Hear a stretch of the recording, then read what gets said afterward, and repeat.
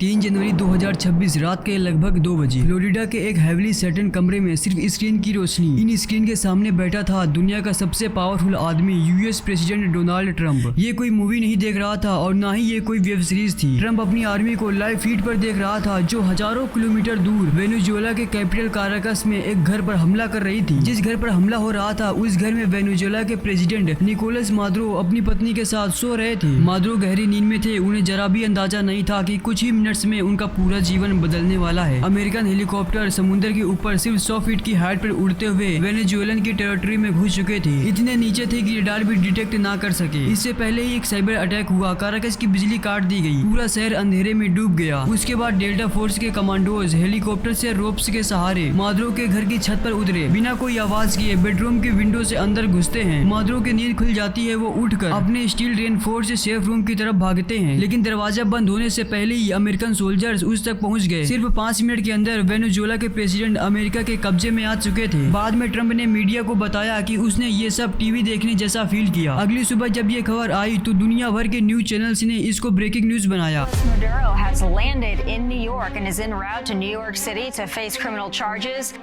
It's a long walk to face the wrath of American justice for Nicolas Maduro. Your legacy. Nicolas Maduro has arrived in New York hours after President Trump announced the U.S. had captured Venezuela's president. President Donald Trump has announced that the United States intends to run Venezuela. Just hours before getting captured by U.S. forces, Venezuelan President Nicolas Maduro. इसके बाद 2 ही सवाल सबके सामने आते हैं। पहला सवाल, America ने ये क्यों किया? दूसरा सवाल, क्या कोई भी किसी भी देश के प्रेसिडेंट का किडनैप कर सकता है? ये ऑपरेशन एक रात का फैसला नहीं था। अगस्त 2025 में CIA ने सीक्रेट टीम से वेनेजुएला भेजी। मादुरो का घर, रूटीन, मूवमेंट सब ट्रैक किया गया। गवर्नमेंट के अंदर एक इंसाइडर भी था जो एग्जैक्ट लोकेशन शेयर कर रहा था। नवंबर 2025 में ट्रंप और मादुरो के बीच फोन कॉल हुआ। ट्रंप ने पावर छोड़ने का प्रेशर बनाया, लेकिन मादुरो ने मना कर दिया। इसके बाद ऑपरेशन को आगे बढ़ाया गया। अमेरिका के केंटुकी में मादुरो के घर का एग्जैक्ट मॉडल बनाया गया। डेल्टा फोर्स ने वहां प्रैक्टिस की। 25 दिसंबर 2025 को ट्रंप ने फाइनल अप्रूव दिया, लेकिन मानसून खराब होने की वजह से उसे रोक दिया गया। लेकिन 2 जनवरी 2026 रात 10:46 पर अमेरिका के 150 से ज्यादा मिलिट्री एयरक्राफ्ट अलग अलग बेसेस से टेक ऑफ करते हैं। साइबर अटैक के थ्रू काराकस की पावर सप्लाई पहले ही बंद कर दी जाती है। एयर डिफेंस सिस्टम को टारगेट किया जाता है। इस पूरे ऑपरेशन में लगभग 40 लोगों की मौत होती है। रात 2:01 पर हेलीकॉप्टर मादुरो के कंपाउंड पर पहुंचते हैं। ग्राउंड फायरिंग करते हैं। एक हेलीकॉप्टर हिट भी हो जाता है, लेकिन मिशन कंटिन्यू रहता है। सिर्फ 5 मिनट के अंदर मादुरो को कैप्चर कर लिया जाता है। मादुरो को पहले यूएसएस इवो जिमा ले जाया गया, वहाँ से गुआंतानामो बे, क्यूबा, उसके बाद न्यूयॉर्क। बाद में फोटोज रिलीज होती हैं। उन फोटोज में वेनेजुएला का प्रेसिडेंट अमेरिकन जमीन पर जंजीरों में दिखता है। अमेरिका ने कहा मादुरो डिक्टेटर है, ड्रग ट्रैफिकर है, पर सच कुछ और है। वेनेजुएला के पास दुनिया का सबसे बड़ा प्रोविन ऑयल रिजर्व है, 303 बिलियन बैरल। 1970 तक अमेरिका के ज्यादातर ऑयल रिफाइनरीज वेनेजुएला के हैवी क्रूड के हिसाब से बने थे। 1999 में ह्यूगो चावेज प्रेसिडेंट बने। उन्होंने ऑयल इंडस्ट्री को नेशनलाइज कर दी। अमेरिकन कंपनीज को वेनेजुएला छोड़ना पड़ा। तब से अमेरिका और वेनेजुएला के बीच रिलेशन खराब होते गए और आज वेनेजुएला का ज्यादातर तेल चाइना खरीद रहा है। ऑपरेशन के अगले दिन ट्रंप ने खुद कहा उन्होंने हमसे तेल चुरा लिया है। और फिर यहाँ पर एक सवाल उठता है, अपना ही तेल कंट्रोल में लेना चोरी कैसे हो गया? मादुरो पर ड्रग ट्रैफिकर का केस लगाया जाता है, पर एक्सपर्ट्स कहते हैं वेनेजुएला मेजर ड्रग प्रोड्यूसर नहीं है। ज्यादातर कोकीन से यूरोप जाती है। अमेरिका में ओवरडोज डेथ का मेन रीजन है फंटानल, जो मेक्सिको और चाइना से आता है। वेनेजुएला का फंटानल से कोई लेना देना नहीं है। तो अगर ड्रग से वजह होती तो वेनेजुएला ही क्यों? यूनाइटेड नेशन ने कहा ये यूएन चार्टर का वॉयलेशन है। ब्राजील, मेक्सिको, चाइना, रसिया जैसे देशों ने इस ऑपरेशन को गलत बताया। अमेरिका के कॉन्स्टिट्यूशनल के मुताबिक भी कांग्रेस की परमिशन जरूरी होती है। ट्रंप ने बिना परमिशन के ये ऑपरेशन कर दिया। व्हाइट हाउस ने बाद में कहा ये वॉर नहीं, लॉ इन्फोर्समेंट का एक्शन था। पर सवाल ये है, 150 aircraft, air strike, cyber attack सिर्फ लॉ इन्फोर्समेंट के लिए। मादुरो अच्छा लीडर था या नहीं ये अलग बात है, पर एक सॉवर्जिन कंट्री के प्रेसिडेंट को बिना इंटरनेशनल प्रोसेस के रात के अंधेरे में किडनैप करना सिर्फ रिसोर्सेज के लिए, ये जस्टिस नहीं, ये मॉडर्न कॉलोनिज्म है। और अगर आज ये वेनेजुएला के साथ हो सकता है तो कल किसी और देश के साथ भी हो सकता है। आपको अगर ये इन्फॉर्मेशन अच्छी लगी हो तो please do like and subscribe. मिलते हैं जल्द ही नेक्स्ट वीडियो पे, तब तक के लिए बाय।